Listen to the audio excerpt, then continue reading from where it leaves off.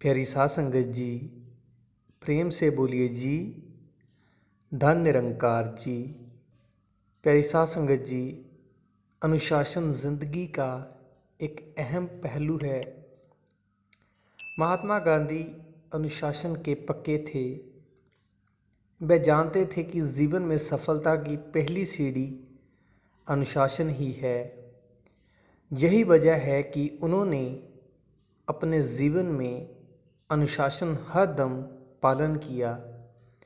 नियमों को मानने और उसके पालन करने में वे ना तो अपने छोटे साथियों के आगे शर्माते थे और ना ही बच्चों के आगे।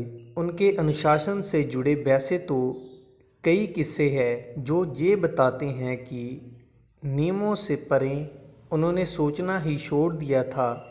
इन्हीं किस्सों में कुछ हम साझा कर रहे हैं। महात्मा गांधी के साबरमती आश्रम में हर काम का समय नियत था और नियम कायदों का सख्ती से पालन होता था। आश्रम के सभी कर्मचारी और वहाँ रहने वाले, जहाँ तक कि आने वाले सभी लोगों को नियम के मुताबिक ही काम करने की हिदायत दी जाती थी। साबरमती आश्रम का एक नियम ये था कि वहाँ भोजन काल में 2 बार घंटी बजाई जाती थी। उस घंटी की आवाज़ सुनकर आश्रम में रहने वाले सभी लोग भोजन करने आ जाते थे। जो लोग दूसरी बार घंटी बजने पर भी नहीं पहुंच पाते थे, उन्हें दूसरी पंक्ति लगने का इंतज़ार करना पड़ता था। एक दिन भोजन की घंटी 2 बार बज गई और गांधी जी समय पर उपस्थित नहीं हो सके। दरअसल वे कुछ जरूरी लेखन काम कर रहे थे जिसे बीच में छोड़ना संभव नहीं था।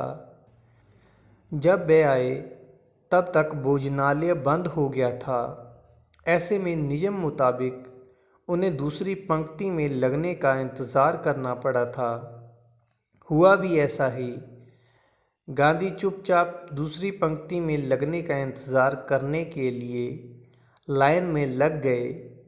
तभी किसी ने उनसे कहा, बापू आप लाइन में क्यों लगे हो? आपके लिए कोई नियम नहीं है, आप भोजन ग्रहण कीजिए।